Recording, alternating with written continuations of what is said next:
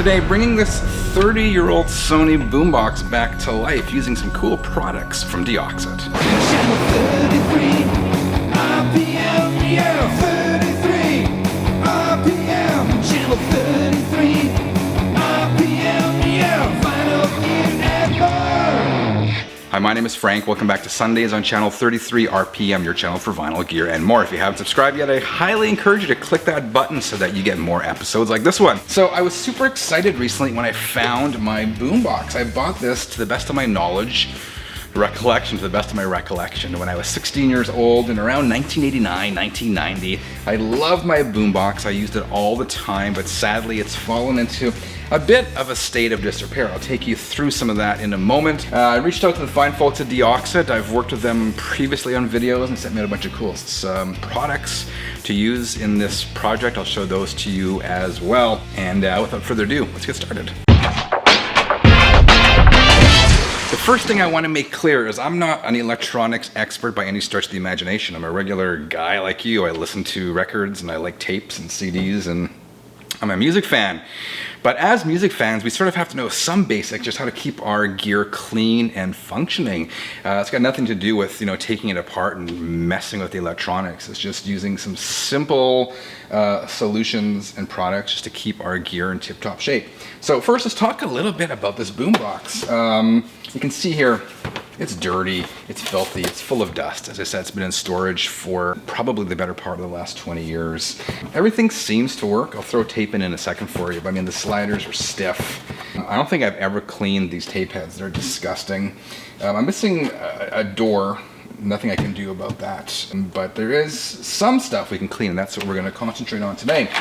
As you know, I don't use copyrighted music on this channel just for a variety of reasons, mostly because YouTube can really clamp down on you for that sort of stuff. So to test this, we're going to use this Spit in the Eye cassette. Spit in the Eye is a band I was in long time ago in the 90s. So I'll just show you that it does work.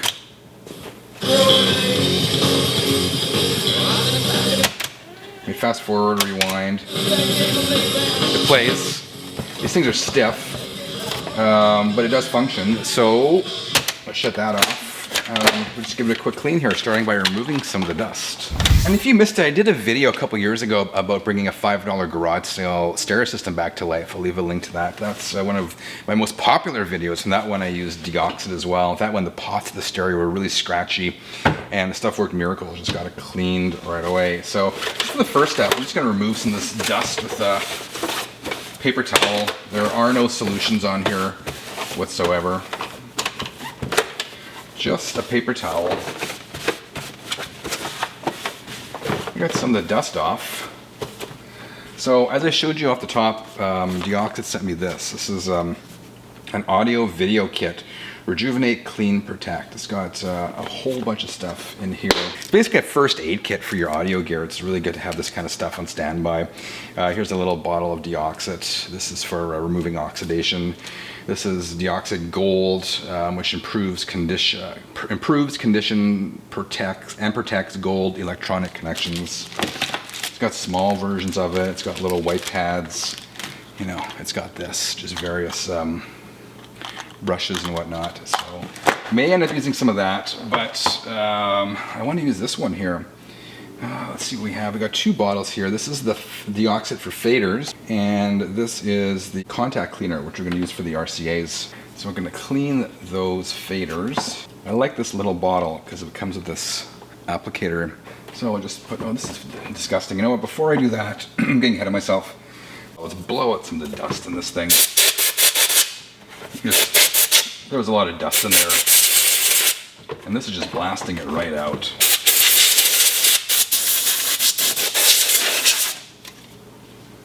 Okay, we got the dust out of there. Let's just try some of this. One drop at a time, so just put some in there. Just move that back and forth. I feel that getting smoother already, just lubricating it really nicely. It was stiff before. Well, it wasn't a noisy fader, it was just really stiff.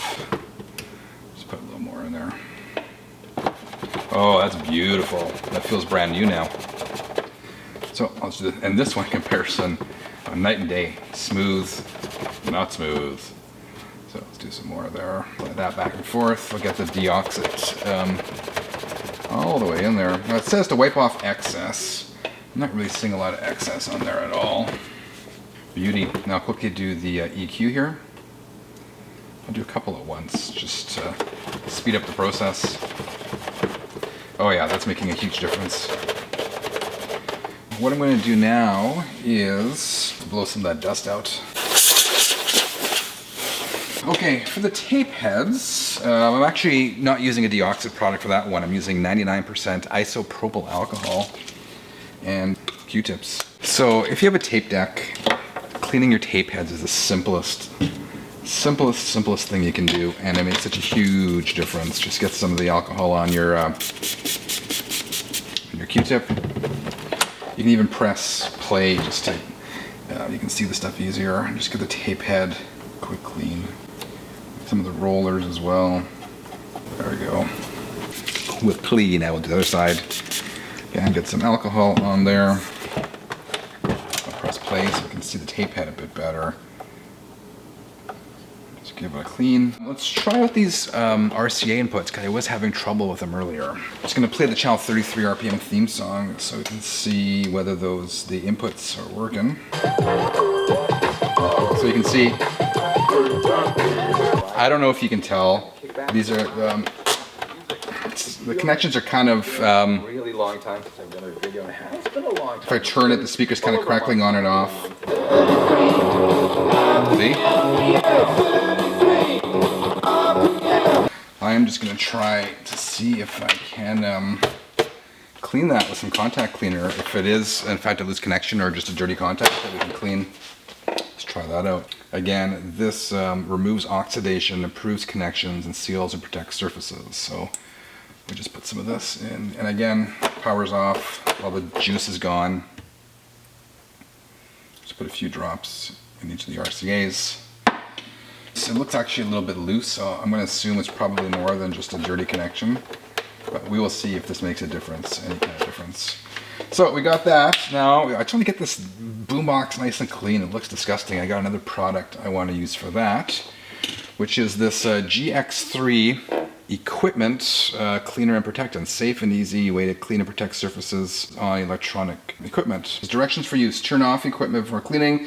For best results, spray cloth first, then polish surface evenly. Avoid spraying equipment directly. And we'll just give this a nice clean.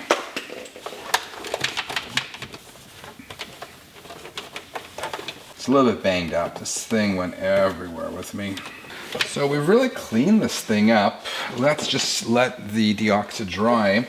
Then we will try the RCA jacks and we will try the cassette deck. Be right back. I am most curious about these RCA jacks to see if we're able to improve that issue. I'm highly doubting we were. It sounds like there's a loose connection, but you never know.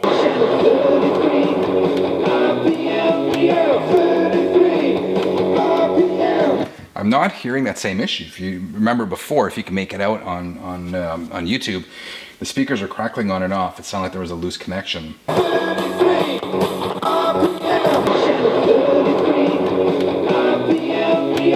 Okay, I wasn't expecting that. That's really cool. A little contact cleaner helped improve the connectivity in there. I'm not getting that sort of crackling on and off of the speakers, which is 2 thumbs up.